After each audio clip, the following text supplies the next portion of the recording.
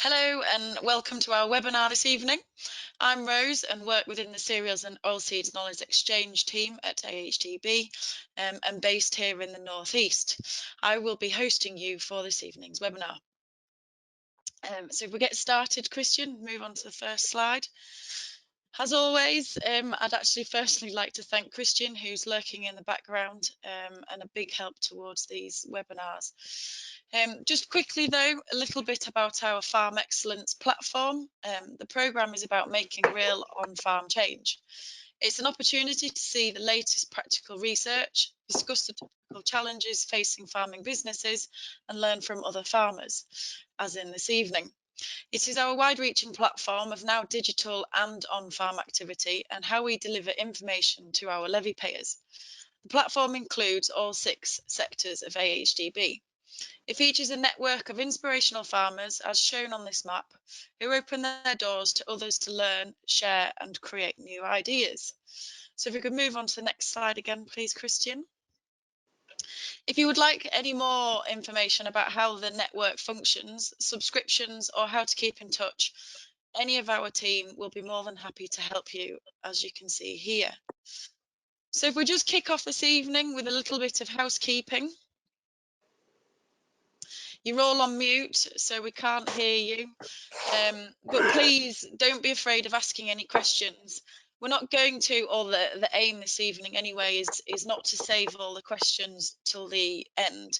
It's going to be very much a round table discussion this evening. So please, as we're going along, chip in with your questions. If you've got any thoughts or opinions, by all means, pop them in the chat box on the right-hand side, and we'll keep looking at these as we go along.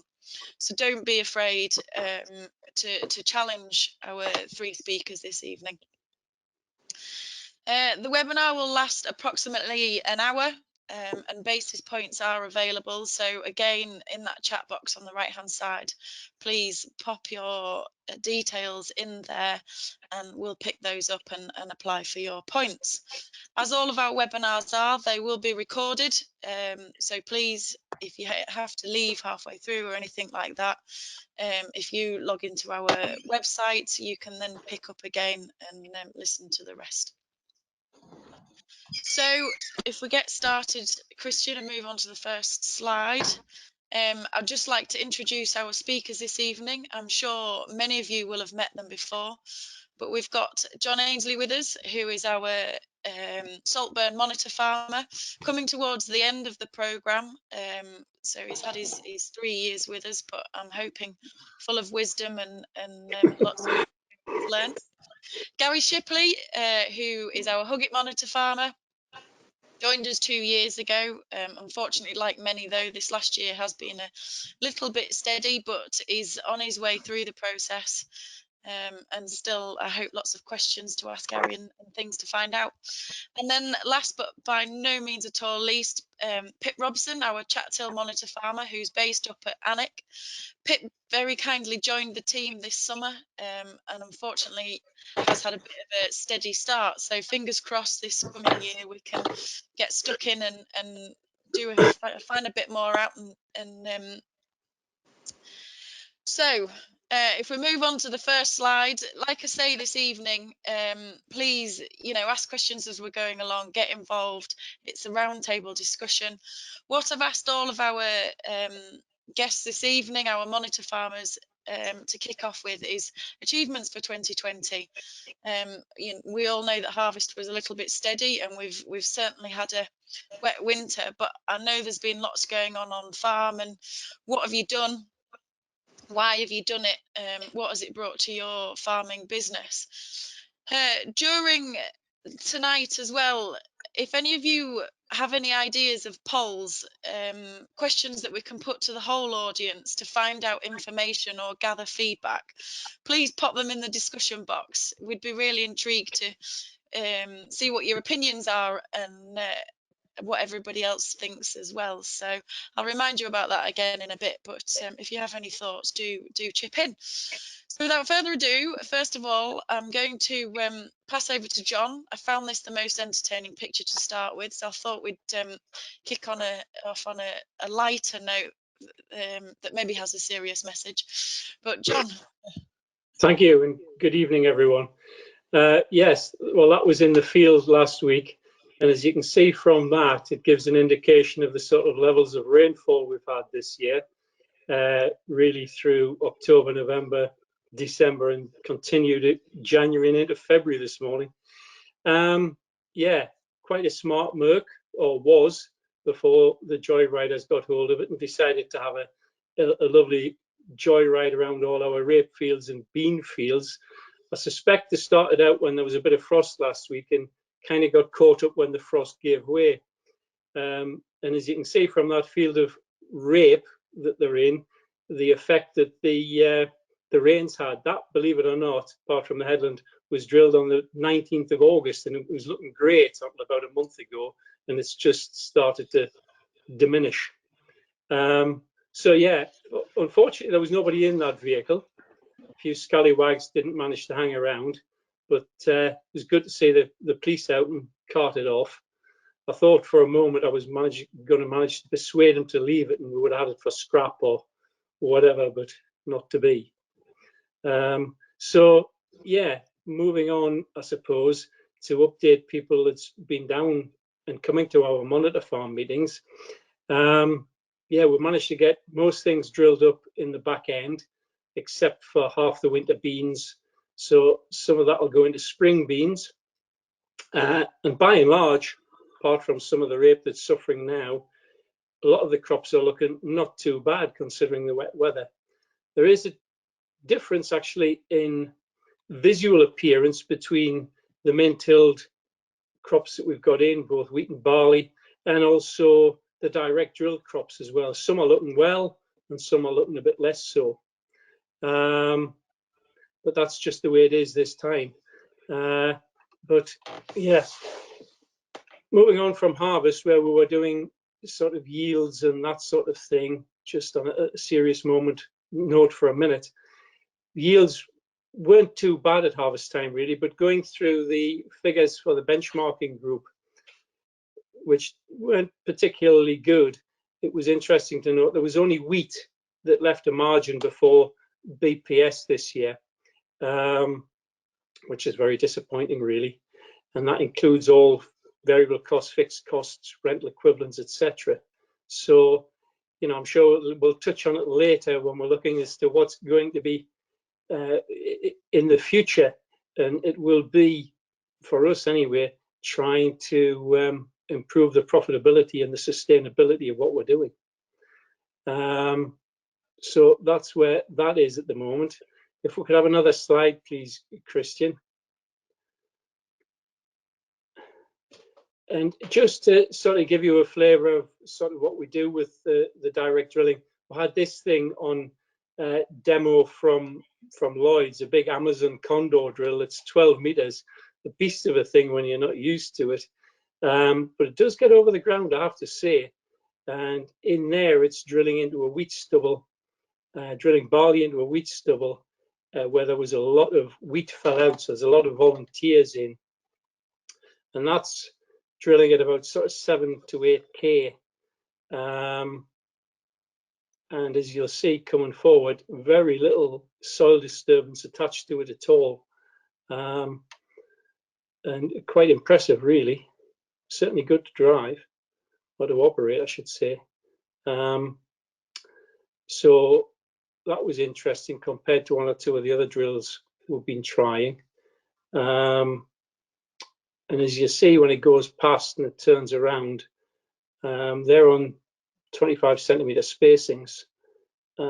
Trash can get through there if there was any, not that there was, but as I say, very little disturbance, and where it's come through and germinated, it's done well, but the heavy rain hasn't helped it, I must admit.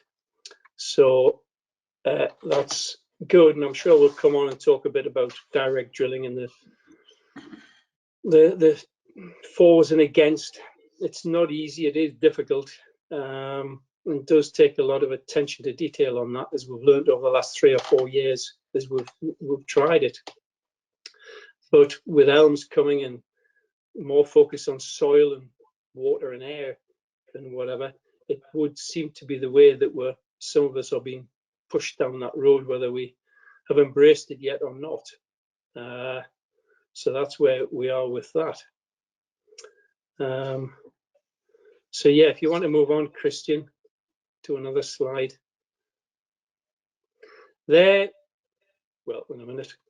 That was a project that we had this last year, putting a new new dryer in and bin, and a new pit for tipping last summer, but was on stream and managed to keep up with the combine near enough, which was great. So that's didn't seem to have many teething problems, which was very good. I was expecting more, but that's a long-term expenditure that will hopefully be recouped. And the two oilseed rape fields on the right of there, the top one's sort of a drone where we're doing a trial. It's not a very good picture. There's about 5 or 6 different varieties in there. But the bottom one is and this was all drilled about the 4th of September.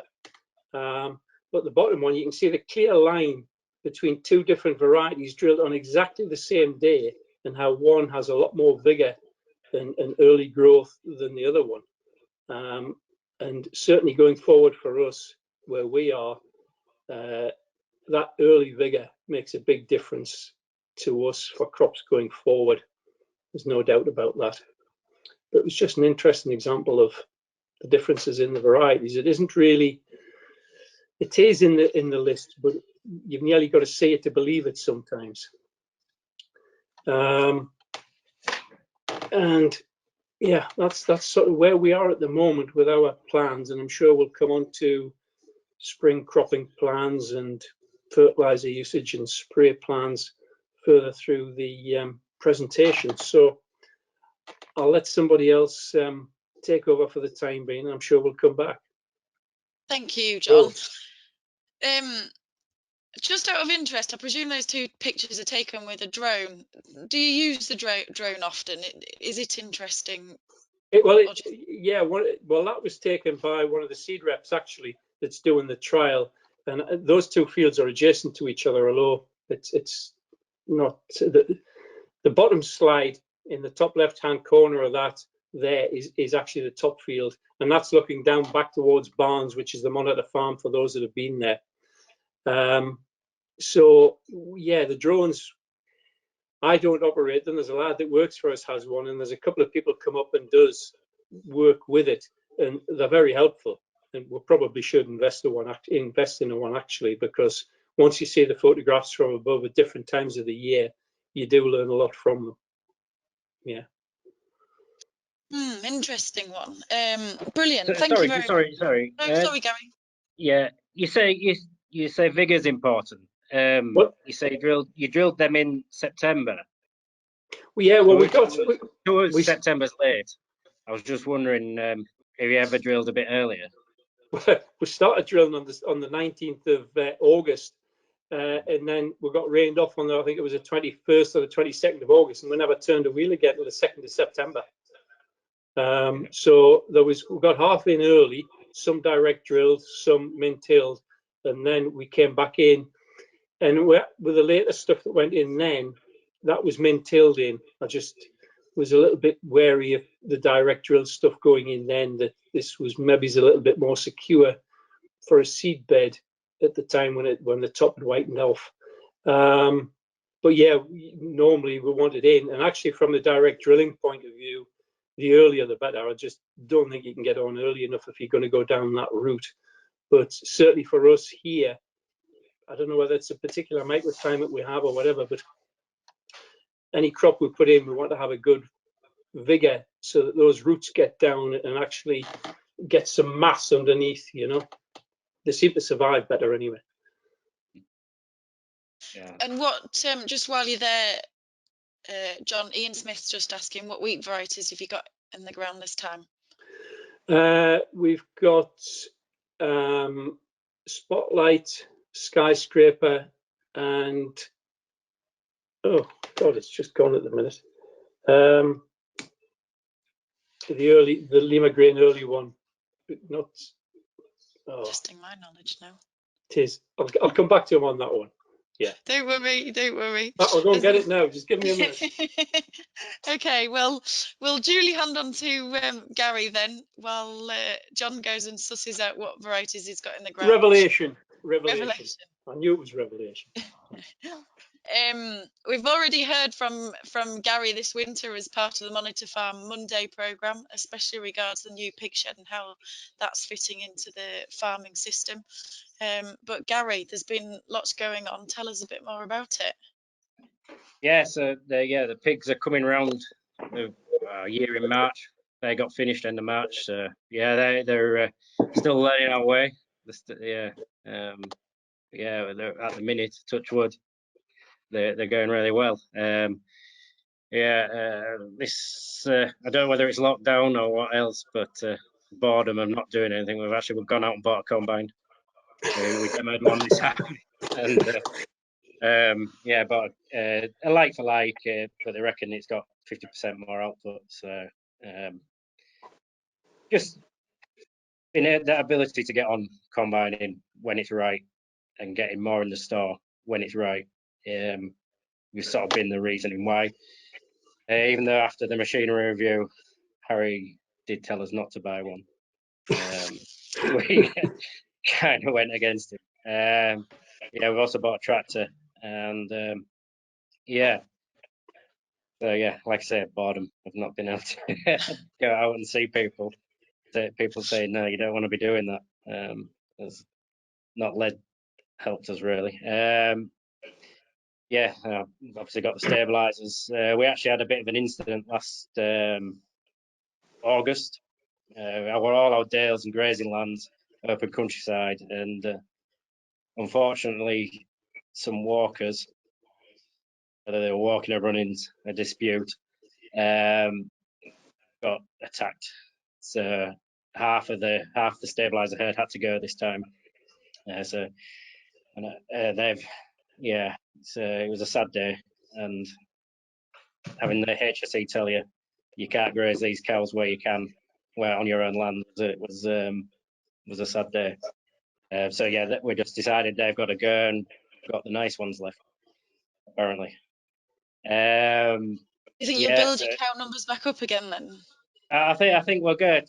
We were pulling 80 at the time, and I think 80 was just too much for the rough grazing. We don't want to take good land out of production at the minute for grass when it's still performing quite well. Whether that changes in elm, we don't really know yet, and we have the opportunity to grow that if we want to. But yeah, we're going to go back to about 50 around that sort of mark. It's a good number.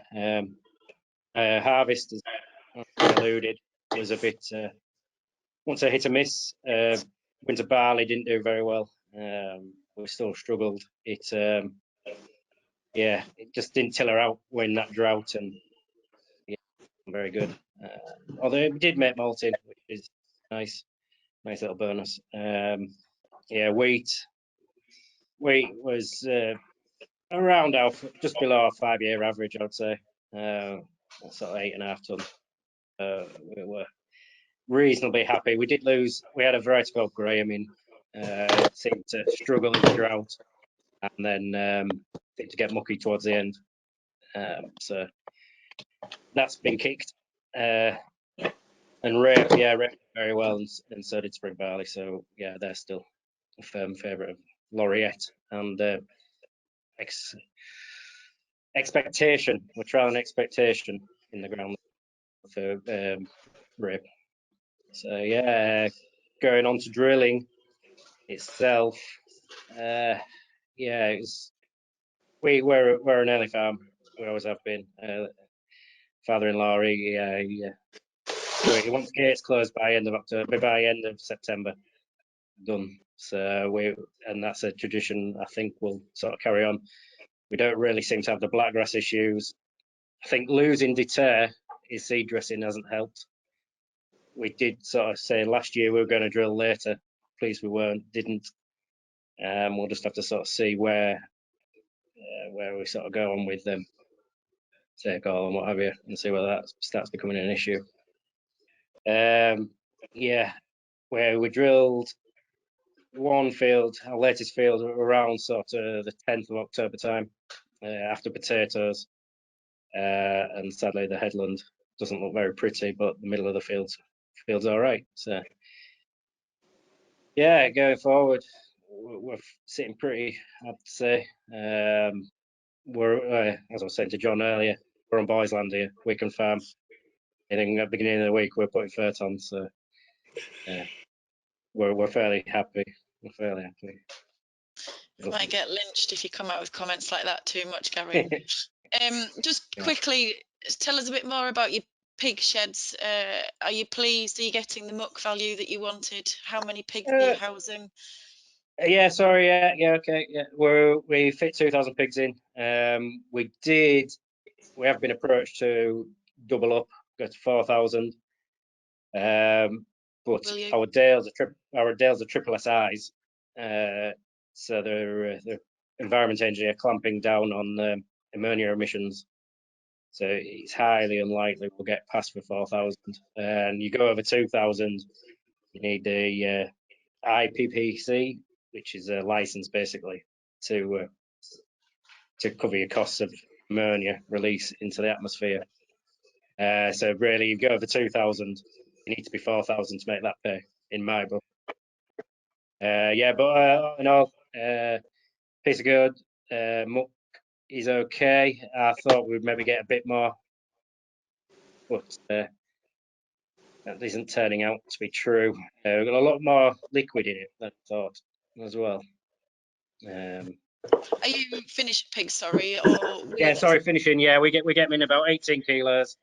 Have them on for about 18 weeks, and then we have 2 weeks to clean down and get ready for the next batch. So it works quite well.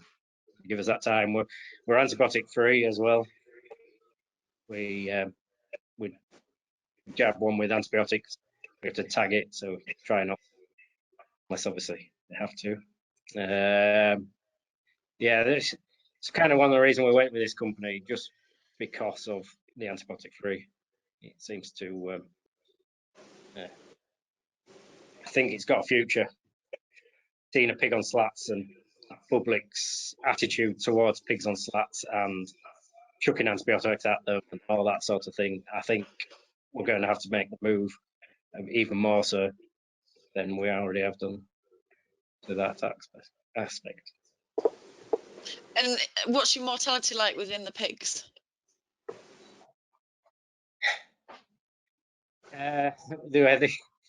Going off this batch, they actually came in with a thing called glasses.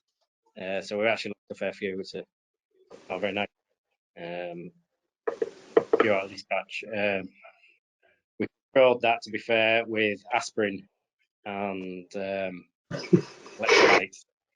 They're still antibiotic free, which is nice, and they seem to be turning a corner. We're probably running just under 2% at the minute, which is acceptable by all accounts. No, that's fab. I've just had a fellow North Yorkshire farmer text in telling me about his hovercraft and how lucky you are. Told you there'd be a comment. Brilliant. Right. Well, if we skip on again, please, Christian, and I'll hand over to Pip. Pip's had a very busy start to the year, and for anybody that follows him on Facebook, there's been regular updates of the new shed that's going up. But Pip, I'll let you tell us more about the excitements of this last year. Yes, good evening, everyone. We've tried to put 2020 behind us, I think would be a fair way to term it. We have a very, very heavy wet land, which we didn't establish well after 19 harvest. We got a very dry spell in 2020 early. The tillers sort of that we desperately needed died. So I don't think I really want to talk about our yields and stuff. I think we'll just kind of put that one behind us. Just purveyed probably the worst harvest of my life, and let's hope we don't see that again. some of these slides show a little change going forward. Dynamics of the farm changed a little. You know, we do contract farming, and you know, some land comes and goes. What has transpired this last couple of years is a couple of the farms which contract farmed have been sold, and you're a passenger in that process. So, but we've ended up we've lost a little arable ground, but we've gained quite a bit of grass. And we have a pedigree suckler Angus herd with some commercials, so we're actually upping the numbers, maybe quite dramatically. My aim is probably to get in the next year or so to 250 sucklers. So, and hence you probably see the picture of a new shed, which is a general purpose farm shed. So hopefully we can use it for grain, straw, cows, finishing cow, whatever it may be.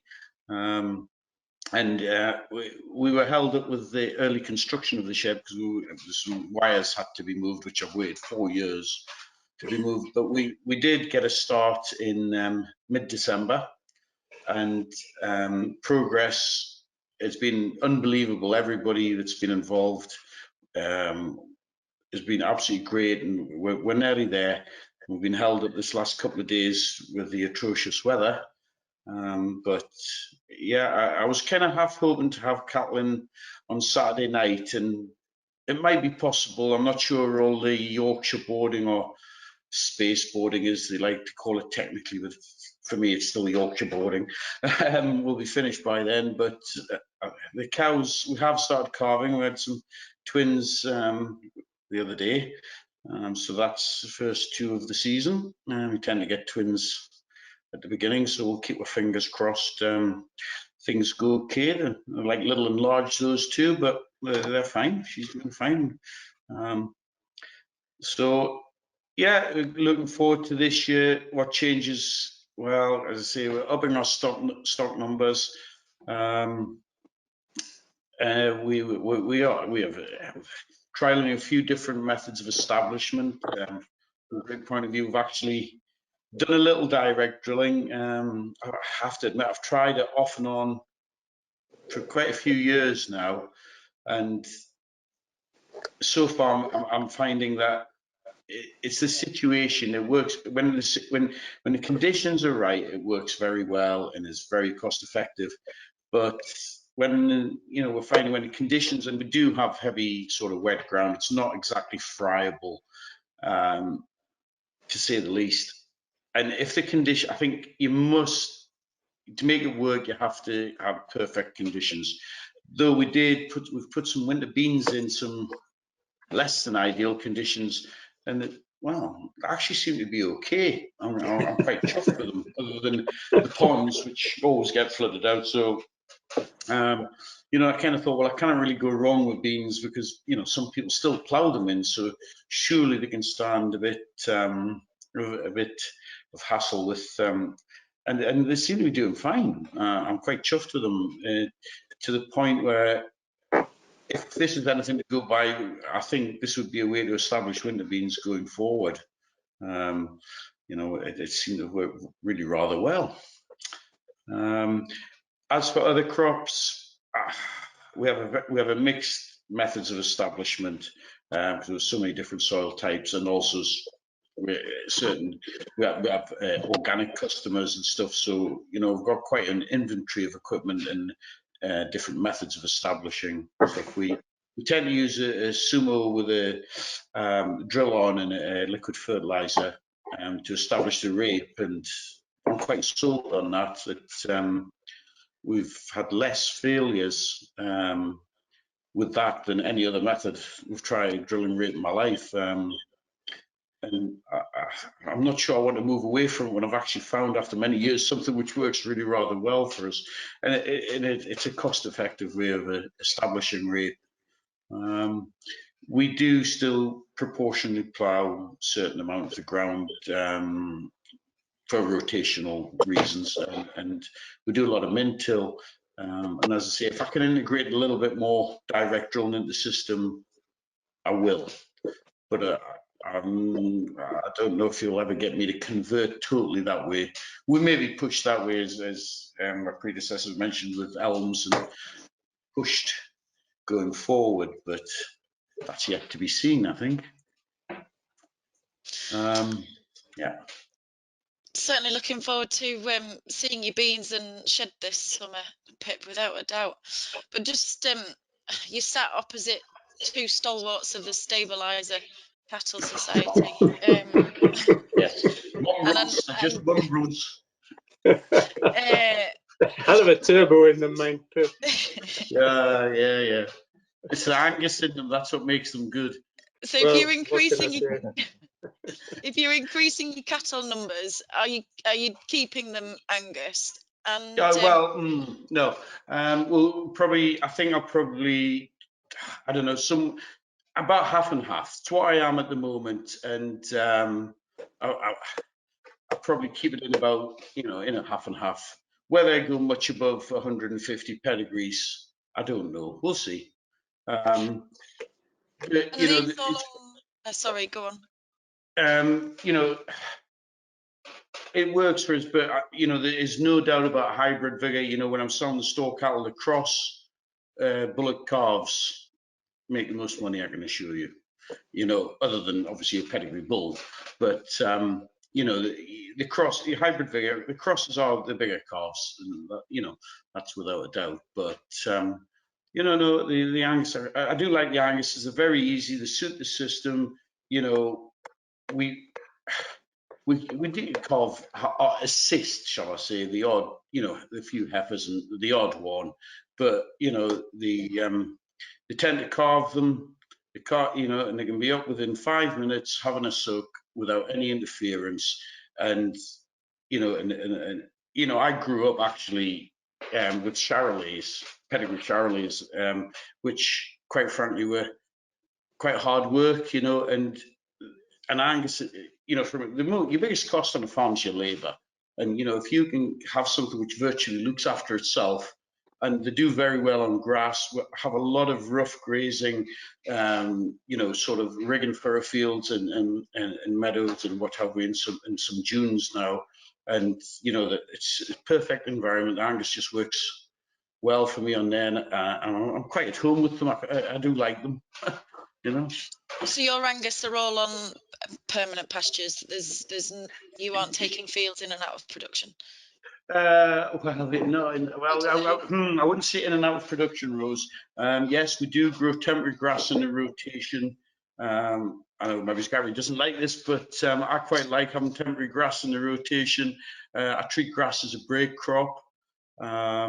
And also in our stewardship scheme, we do have some legume-rich swards which we can actually utilise the cuttings, shall we call it, the silage we take off there. So it sort of integrates together. Traditionally in this area, I would struggle to farm. I'll keep my yields on my average yield, let's say, in where it is without grass in the rotation. I think the grass is it's a great break crop on heavy ground. It really does a world of good, and we get tremendous. It's the only time I really grow second wheat, so after a lay. It's a second wheat after grass is the same as the first wheat yield wise. You can't tell the difference. So it's taken us a long time to get to that. I try to steer clear of second wheats really if I can. And I only really grew up winter barley as an early entry for rape. And if it wasn't for that reason, I'm not sure I would grow winter barley, but it's the only way. I like to have my rape sown by mid-August. See, if John had just got on a bit quicker, he wouldn't have been caught with the rain, you see. Absolutely, Pip, you're quite right. Yeah. So, yeah. So, can I just ask, Pip, a bit like us here, winter barley is probably a worse one. It creates problems. And we're always looking to try to think of different ways to an entry into rape. And for us, wheat isn't it, that's for sure. And have you ever looked at anything else to ease that? In the past, actually, many years ago, we used to sometimes grow rape after set aside. If you're going a long way back in the yeah, deepest we did distant as past, well. which was, you dropped your least profitable crop, shall we say, and it was like a double break. So that was a way of establishing rape in good time. But other than that, I can't really get. We wouldn't get spring barley. The problem is we wouldn't get the spring barley drilled quick enough, John. No, that's right. They Yeah, can't get on the ground quick. And well, some of ours is the same, and I remember those set-aside days that you thought that ground would be a great entry into rape, but actually it came up wet and sad and blinking horrible, which sort of leads us on a bit to, stubbles really want something in them. They need to be growing. They need to have a root structure in there. And whether that's a cover crop or whatever it is, and maybe the cover crop might be an entry into rape actually and have a double break. Yeah, for sure. Yeah, that especially on heavy ground, you're quite right. When we used to pull set aside, you were horrified how it came up just like cheese. Horrible stuff. Yeah. Everything. You're quite correct, and I mean, we've learned a lot more about cover crops, and I'm sure. Yeah. In hindsight prevailing, we would do that, and it may be something going forward. I just throw that in. I've just had a meeting this afternoon with an agronomist, and we're just talking about different things like that. And because for us, trying to establish cover crops at the end of August, beginning of September to try and get mustard or whatever it is in, it takes, but not as well as I would like. And then you follow up with a spring barley that just doesn't pay as well. And there's a sort of thought process which I'm trying to cost out, that if you extended your rotations to include a mustard, for example, in over the winter, and then actually put a proper cover crop of peas or veggies or something like that in, or whatever, in April or May, and actually built up that mass of root and everything that's going in, and then destroyed it, and well, you could actually take it off and use it for feed if you wanted, but that would all help towards that organic matter going in and an early entry into something such as rape. And it would actually lift in your rotation. It would lift your first wheats all the way up to about 43 or 4% as well, for us anyway. Something worth thinking about and looking at, because if we're going to go ahead and try to improve the soil, we'll kind of have to think a little bit wider, I think, on rotations. Yeah, I've just had a comment in from George Robson. Is he any relation of yours, Pip? And he's commenting that I doubt it. Not really. Soil biology always needs fed. Hence, cover crops work with non-inversion. Any thoughts? No thoughts. And I know, Gary, last year you had a look at cover crops as well, albeit with sheep rather than the cows. But did you have any findings or thoughts following that? I think the problem was we treated cover crop as a not as a crop as such. We went in with our horse pronto, tried drilling it straight in, and it didn't like it. It didn't come. It was a wet autumn. Whether it's our altitude, I don't know. It didn't seem to take, and it's happened again this time. I don't think we're giving it the care it needs. I think this time we're going to have to either go in with a carrier, say, or something, and just give it that bit of lift, a bit of tilth for it, even a starter fertilizer or something. Whether that should be allowed or not, I don't really know. But it sort of goes against the principle of locking up nutrients. But yeah, I mean, with our current HLS agreement, we have to put so much set aside in overwintered stubble in, which also seems to go against modern thinking, with always having a growing crop on there. But yeah, I do think there's a place for cover crops. I just think we need to do it better here. I don't know, Danny Finch has just commented in that you probably need to avoid a mustard and or brassica before your oilseed rape crop. Yeah, it's only in for a short time and it's small. I've had that conversation with people before, and he's quite right, being a brassica. But yeah, it's a double break, and it seems to work in different places. It depends on when you're coming around next, I suppose. We're on a 5-year break on that at the moment. To come back to George's point, I would agree with him, non-inversion on that, and a bit like Gary, we've used a Pronto to drill mustard, and we've had success. It's not that it doesn't germinate or come. It's just if it's later, it's a bit like Pip was saying, these crops for us here anyway need to be in earlier to get them away and get that root mass down. Just before we move slides, Pip, going back to your marketing comment regards the cattle, do you have a dedicated home for your Aberdeen Angus? Or a dedicated outlet, sorry. No, not really. I sell the pedigree. I try to sell bulls, obviously. The stores, I tend to sell to people who have marked, finished. They've got contracts for contract finishers. They've got contracts, to where the actual end product goes. I'm not actually finishing many. It's just bits and pieces. We don't finish the cattle ourselves at the moment.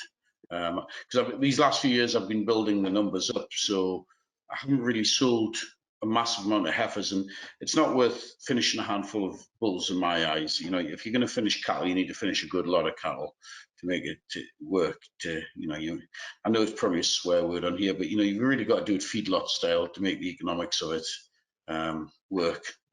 It's very quaint to think you can go out and feed your 20 bullocks, but that doesn't stack up. I'm sorry. So yeah, no, I tend to sell most, the store element off at around 10 to 12 months. We'll just start, Carmen will start selling stores these next few weeks. And it releases a little shed space for cows that are calving, so we've got somewhere to put them before we turn them back out. So that's kind of the policy I've been following, and it seems to work at the moment. So, and maybe if we do get to higher, 300 or 400 cows, then I might consider finishing them all the way through. But quite a bit of capital tied up when you start that malarkey, Build another shed. I think so. Yes. Christian, if we move on to the next slide, please. So just moving swimmingly on to 2021, although Gary very much enjoyed 2020, Pip can't wait to move away from it. Just sort of carrying on the discussion really as to what's happening with you guys on your farms. Do you think the weather's affected your soils much?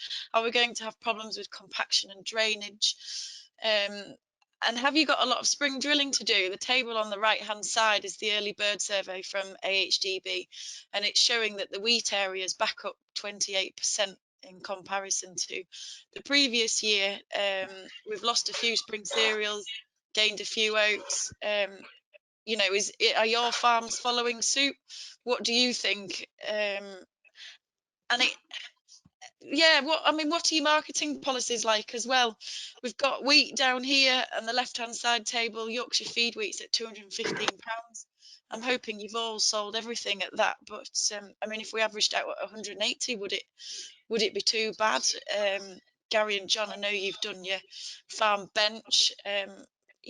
What does your cost of production look like? So yeah, just carrying on from 2020 and into 2021, and how are things going forwards looking for you guys, and what have you got to do really? So I don't know, Gary, do you want to kick off and tell us what's happening? Yeah, I can start. I've done my farm bench, but it's all wrong. I'll have to redo it again tomorrow. There's no such thing as a wrong farm bench. Right. Okay. But yeah, we sold our wheat too early. We're fortunate we have a feed mill just down the road. We can lead it there and get a £5 premium just there and then. So yeah, going into spring cropping, we're pretty much usual. Like I said earlier, we got drilled up last year. This year, we're putting about 50 hectares in spring barley for malting, some laureate. Is So that normal yeah, for you? yeah, it is, to be fair. It's a good chunk. There'll also be got 15 to 20 hectares of potatoes in the rotation now. Depending on how the peas do, vining peas, we'll have 100 acres, sorry, yeah, 40 hectares of vining peas, which is, they're slowly tailing off. So we're trying to extend the rotation with potatoes, rightly or wrongly. I don't like what it does to the soil, but we need to extend the rotation if we want to carry on growing peas. And you mentioned earlier that you'd been catching up with your agronomist this afternoon, and the worries about your herbicide programs and the cost of T2s. Yeah. We're obviously losing. It's gone out of my head. I'm not good on my chemicals. Wherever it's gone, it's gone. So yeah, T2, we're going to have to go for an expensive one. Generally, it's not fixed. If it doesn't need it, we'll get it. Basically, if we feel it needs it at the time, then we'll get it. We're all sort of T0s to T3s. Really. So are you consciously trying to lower your cost of inputs? Yeah, I think if you can lower anything without having a detrimental effect on the outcome, you're winning. You're that step in front, and that's my attitude. Whether or not it's the same as other people's on the farm, I don't quite know. Maybe a bit out of place at that, but we don't like spending money if we don't have to. We don't just chuck it on just because. That's what we've always done. I think that's a Yorkshire trait, mind, Gary. I'm sure. Yeah. Don't let me go first to the bar because you won't get a drink. When they open again. Yeah. And you mentioned earlier about dressing your spring barley or not dressing your spring barley. Yeah, that's right. Yeah, I was reading Farmers Weekly. There's an interesting article in there about a chap who stopped dressing all his seed, and his establishments have increased. So this time with our spring barley, we've got a fair bit, about a third of it fresh seed, a third of it be dressed home saved seed, and a third of it just home saved clean seed, just to see what effect it has. And I think, talking with Sam, our agronomist earlier, he was saying, well, spring barley's probably the one to try it on, see where you go from there. You get less of an impact. So we'll just see how it goes. Having a chemical on a seed seems to be wrong in my eyes. I don't know. Like I say, it could, whether or not it's having an effect on germination, I don't know. But it's somehow I want to be trying. Seed costs are one of your main costs in my eyes, along with labour, as Pip said. And just going back to your potatoes, Andrew Wilson's asking if you grow a cover crop pre-potatoes, and then he's commented that he's changed potato cultivations a lot over the last few years. The change in the soil resilience has surprised him. More roots, less bed tillers, less sumping, and better trafficability. Well, yeah, we don't grow the potatoes. We rent the land out. Sorry, so we don't really get much of a say in that. We grew a cover crop before one field. It was a dry old time, so we didn't really see the effect at the end. But actually, the potatoes fitted nicely with my overwinter stubble acreage as well. So it's sort of out of ease, I sort of tie it in with that. So that's where that's coming, really. That's where. Yeah. And thank you to Danny and George, who were just confirming that it is CTL that's been scrapped off this time for your spray programs. Thank you. Pip, any thoughts? Yeah. What's happening this year? Well, what's happening this year? prices are really rather firm, which is good. And I think going forward, the price of wheat's going to be good this year. And one of the driving factors behind that is actually in the States, there's going to be a real sort of bun fight for acres out there, sort of upper Midwest, where, those guys can grow soybeans, switch from wheat to soybeans.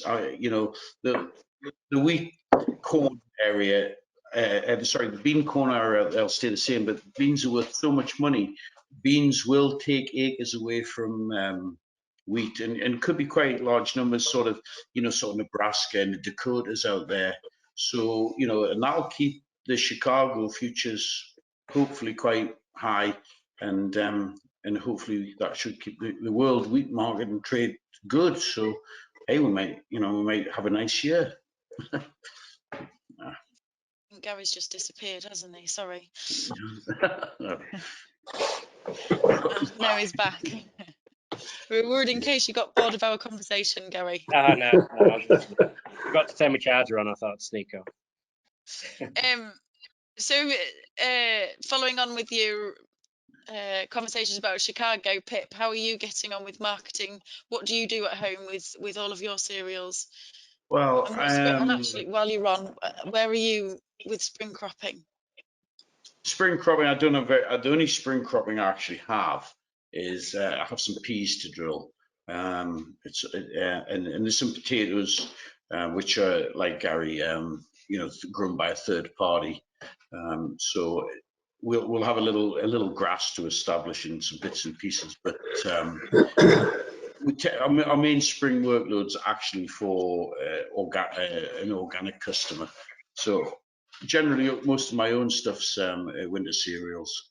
From a marketing point of view, I'm a member of Coastal Grains at Belford, and I'm in the pools. I will admit I sit on the board, so I can see what's going on. So I'm very happy to be in the pool system there, and generally, over the years we've achieved above the AHDB. I was going to say HGCA. There's average prices, but I better not. That's a bit dated. So and we have some nice contracts. We tend to grow wheat. Most of the wheat turns north and heads away into Scotland for the biscuit industry, and with a fallback position in distilling.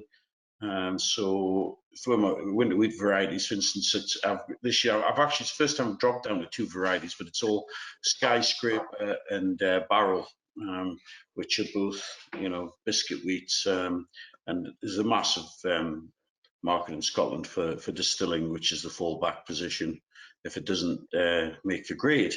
So, that tends to what happens. That's our main market, really. It's Scotland. And just going back to a comment you said earlier about how, well, basically where your land is, and I know John might comment in a minute, but he's been recording rainfall, as I'm sure many of us have rainfall statistics this time. Does it worry you? Do you think you're going to have to look at any more drainage? Yeah, we've been fidgeting on with drains. I do have some own construction equipment, so we do play with drains quite a lot. And yeah, we're doing some sort of small schemes in wet areas of the field because we have our own equipment. But I think, and this is alluding back to soil care and stuff, we have very heavy ground. Or a lot of it's very heavy. It's not all heavy, but we have a lot of heavy ground. And the drains, believe it or not, are 6 feet deep. And they were dug in by Irishmen. And what we're finding, or we've found these last sort of 10 years, is in the areas of the fields where there's ponding, we've dug down and the drains are actually clear. It's just the water can't get there. And I put a lot of that down to maybe in the past year, we all got away to a bigger equipment, but without an entire technology's come on a long way now. But, I think there's been, the equipment's done some damage to the ground when possibly we went on fields when we shouldn't have done in the past. And we've got to the point where sometimes with some of these drains, we just clear them off and gravel it virtually at the surface, and that's letting the water away. And I think generally people this last sort of 2 to 3 decades have neglected drains probably more than they should have done. And I think going forward, irrelevant of elms and what they throw at us, on your good land, I think you will find people start having to pay more attention to drains again, especially if we're going to get this sort of erratic weather patterns, which are quite intolerable, actually. John, are you flying into 2021? Well, we're in it whether we're flying or not. I don't know. I think we're complaining at the moment. Yeah, I mean, just to echo Pip there on drainage, I mean, it must be 40 years ago, I suppose now, since any capital grants and everything were available on drains, and it's been overlooked on many farms. And a bit like Pip there, we dig down, and some of the drains down here that aren't, we've got them about probably 18 inches, 2 foot deep, and then another lot below it, and on 5 and 10 meter centers. And when you get there, they're clean. It's just that land has been compacted above it in places, and yeah, there's going to be a lot of work going forward. But I do think, especially after a conversation I had in a meeting last week, that drainage will be, or I hope, part of ELMS and the grant system that will come from that to help people invest back in that, which again will help with, for those that want to move to main-tail direct drilling, it'll help that, because the better the condition, the soils and everything, the easier that becomes afterwards. But marketing wise, we have to sell a bit of grain, or shift a bit of grain anyway at harvest time, to try and get everything in, because we don't have the capacity now. So we do quite a lot in pools, harvest pools, forward pools, that sort of thing. Generally they work reasonably well. We've still got some grain left to sell, sadly not as much as I would like. And the oilseed rape goes away, and it's on through United Oilseeds on their long pool. So that generally does okay as well. Beans, been very fortunate with that. They go off for human consumption straight away. Looking forward, as Pip says, prices are looking good, and every trader you speak to doesn't think they're going to fall off in a hurry, that's for sure. So, but it'll be interesting to see. A few months is a short time in this job, that's for sure. But yeah, it's looking as rosy as it has for a while, and the livestock side the same, fat cattle and sheep and lambs, shouldn't complain about that at the moment too much. So just on the back of the comments about the wheat prices, we've set a little poll just to see what your opinions are. Christian, if you wouldn't mind just switching that poll on, please. Yep, I'll load it in now. Thank you. So opinions, I'm afraid I haven't got a glass ball, and I can't tell you what things are going to be like, but just out of interest, what do you think, which direction are prices heading in? We've had a few comments from Pip and John just now that things are quite bullish, but come September 21, what do you think new crop wheat prices will be like? 151, 162, 177, 183, 200 pounds.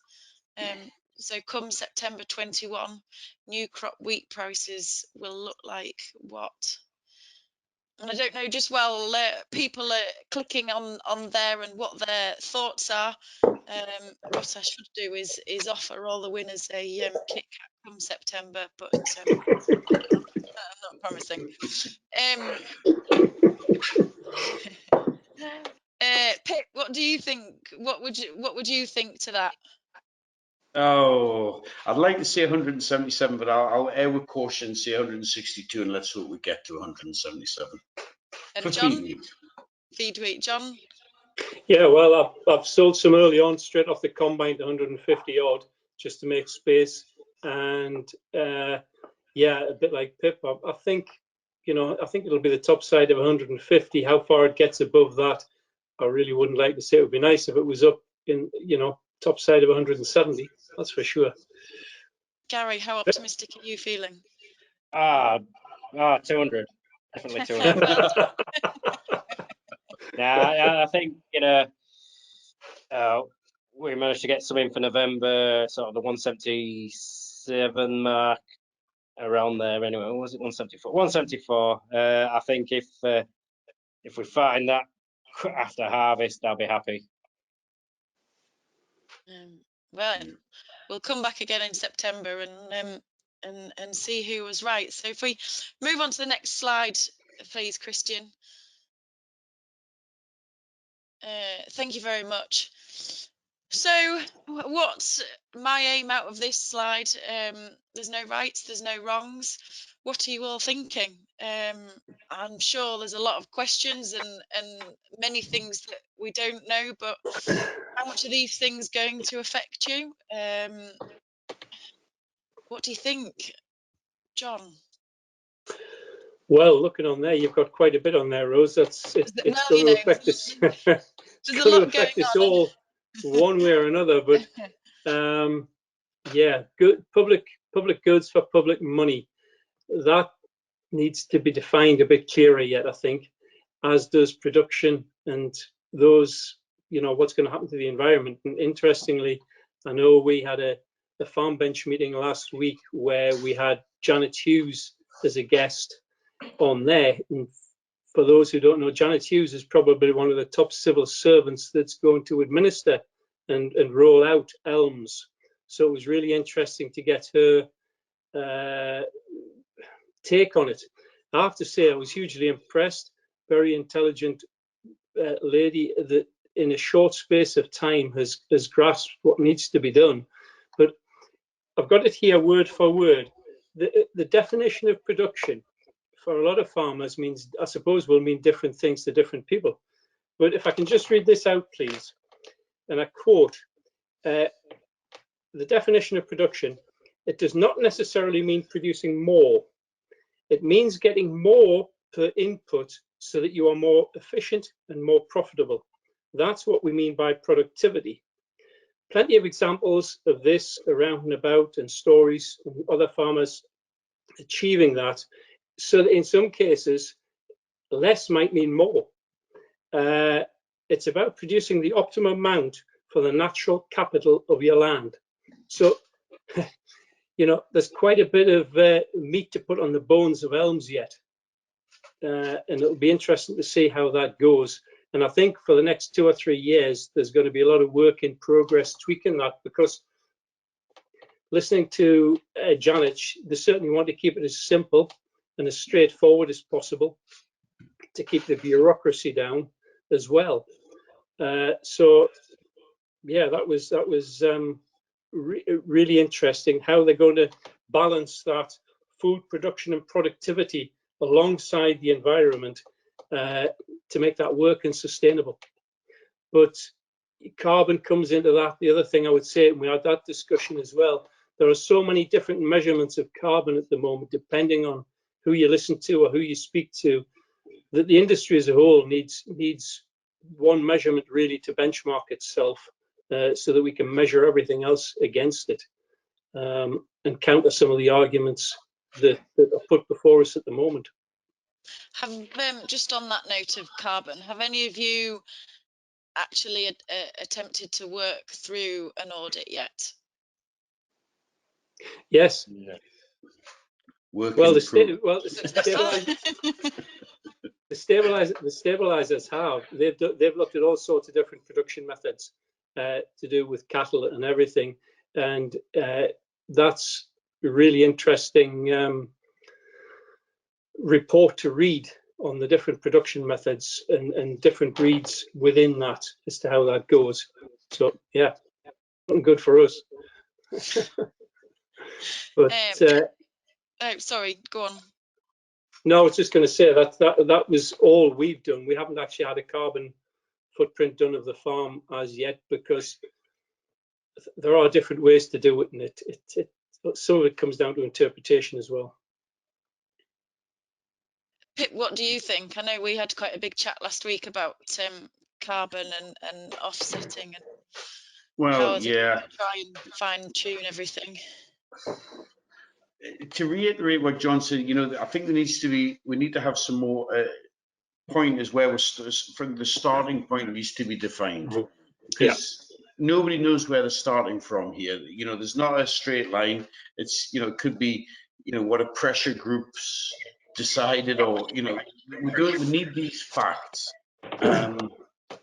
You know, and carbon audits will not mean anything unless we have a starting point, so we know where we're starting from and where, you know, and it's got to be a level playing field. You can't, you know, you can't be starting halfway up the hill, because, you know, the man behind is never going to catch you, you know.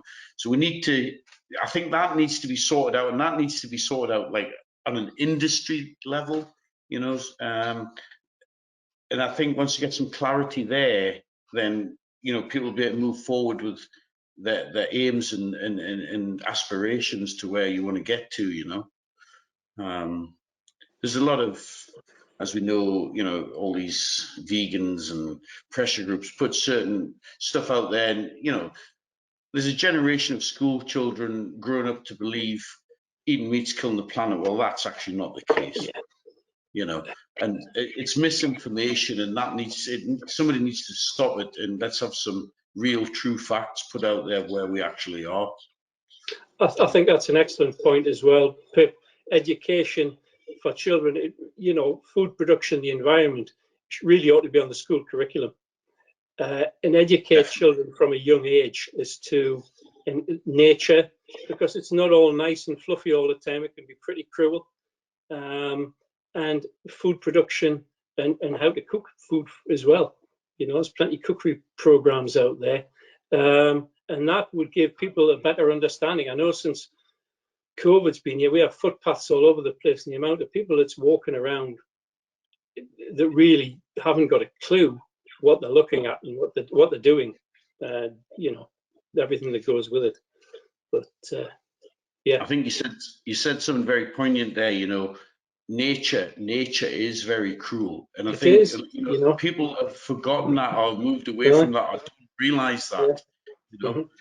And as farmers, you know, we're custodians of the countryside, and, you know, from an animal health, we try to keep things alive. And I don't, you know, the general public don't realize, you know, a lot of them don't. I don't necessarily think it's their fault all the time. It's lack of education and lack of that information that's out there. It doesn't all come out of Country File on a Sunday night. You know, the press doesn't, or a lot of the press that's widely read doesn't allude to anything to do with nature and how it actually works. So I think, and I was very fortunate enough to go to a school that had a farm attached to it and agriculture on the curriculum, but I can see loads of benefits from bringing that back in and educating people about that. And the pressure groups would then be challenged by a far wider audience anyway. Definitely, yeah. Gary, I don't know whether you want to comment on that or. Yeah. Sorry, I've just been frozen for a bit there. I was just listening in. It was really good. Have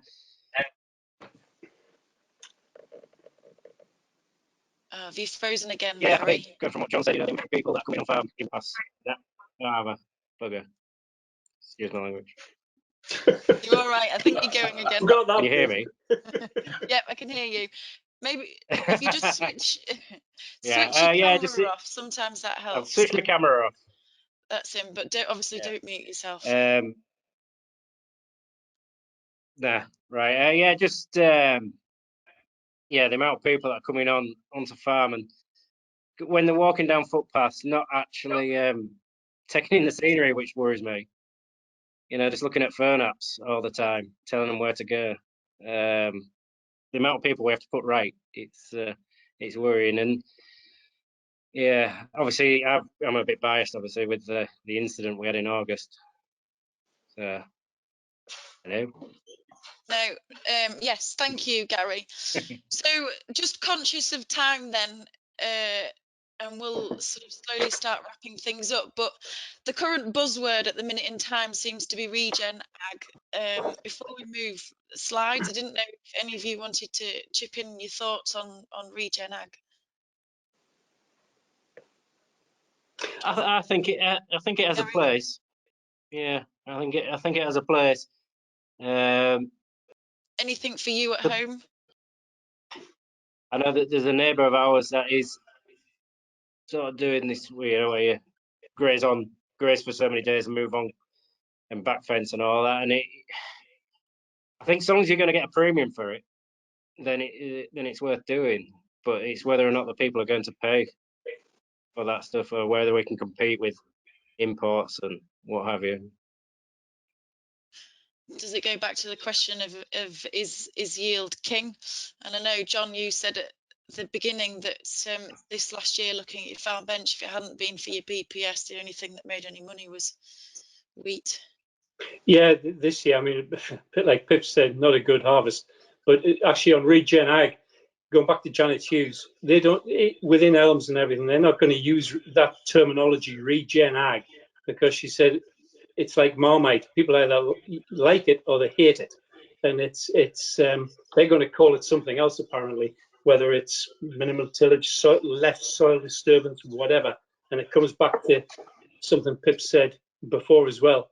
Definitions are going to count. They need to define these things so people are clear about where the aims are and the direction they want things to go, and how they're going to recompense for that, because for a lot of people, the lack of BPS is going to be extremely hard as well. But yeah, I mean, Regen Ag means a lot of different things to a lot of different people, and it's not easy. It is hard work to move towards, not so much the moving towards it, but to actually make it practical and make it work and make it profitable. I have no doubt it works. We're making it work in places, and it's having that leap of faith to go that way as well. And it takes a bit of bottle, actually, to be fair, and full credit to those guys that are 100% down there and making it work. Any comments, Pip, before we move on to our final slide? Well, I do like the mixed farming thing, because it's something that's now becoming a buzzword, and it's something that sort of I grew up with, and in this sort of part of the world in Northumberland, most farms, not all, but there's a high proportion of farms mixed farms. So it's something that's I'm happy about, actually, because it falls quite happily into my comfort zone and what we're already doing, and it's just a matter of tweaking it to tick all the boxes to get what we can, what the government may or may not give out in the future going forward. Fab. If we could move on to the last slide then, please, Christian. So between the three of you, we've looked at 2020 and how 21's kicked off, and what might or might not happen, and obviously is going to be part of discussions as well. But just to try and summarise this evening's conversation, what do you, as individuals, think that the big challenges coming up in agriculture that are going to directly affect you? And then on the back of that, what's your focus going to be on your farm and within your development control? And which direction are you hoping to head the business in?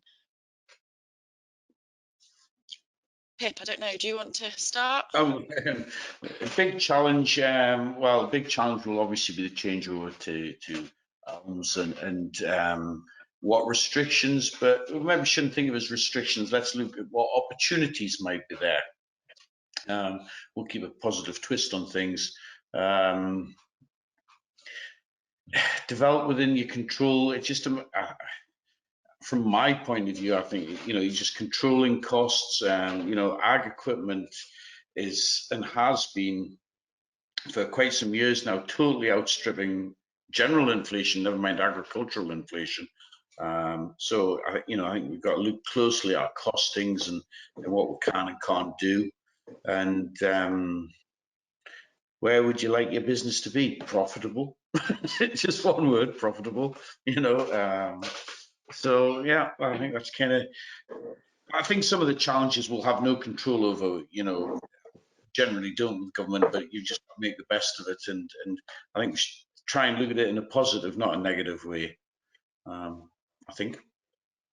John?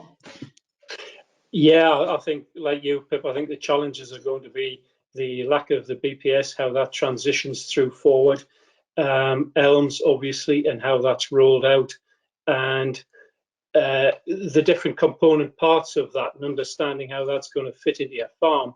And I'm quite putting a positive edge on it, because I think it could be quite good, and I think it could take us, I'm not saying go back in time, but it will become more mixed. I think we might have different areas of the farm that we farm in a different way for the environment, and you know, we see what the payments are. It's no good saying it's going to be all rosy. It might or it might not be. I think the focus going forward on your farm is exactly taking that forward and seeing how that develops, and using the tools that's in the toolbox that will be there. And Pip, you just want to be profitable at the end of the day. You know, that's without profit, and this point was made as well. Without profit, they're not going to get the environment.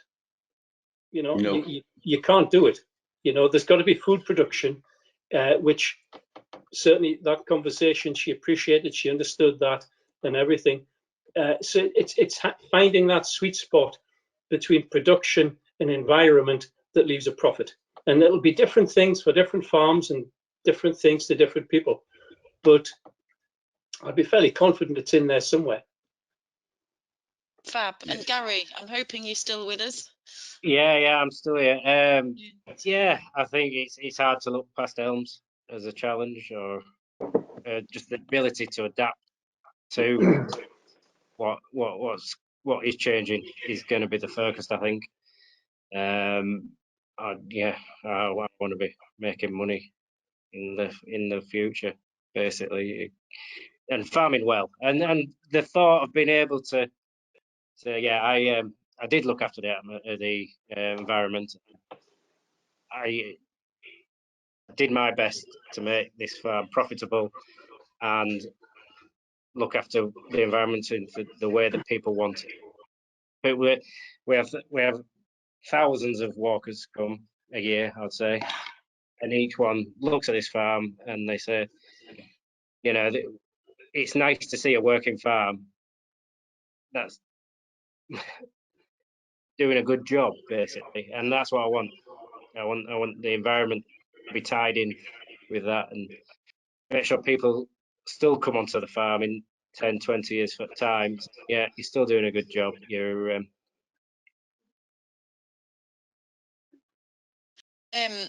Yeah, and I think one word that you came out with. Oh, word. Gary's gone fuzzy again. Living too high up on the top of a hill. But a key word that I really pulled out of there, Gary, was adapt. And I think it's going to be a big part of the next few years, as well as resilience and sustainability.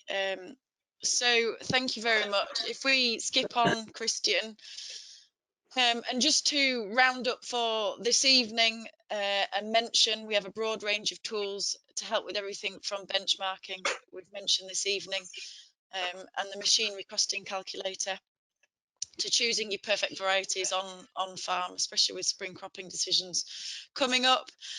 Do take a look at our website for further information, and keep checking back as these tools are regularly updated.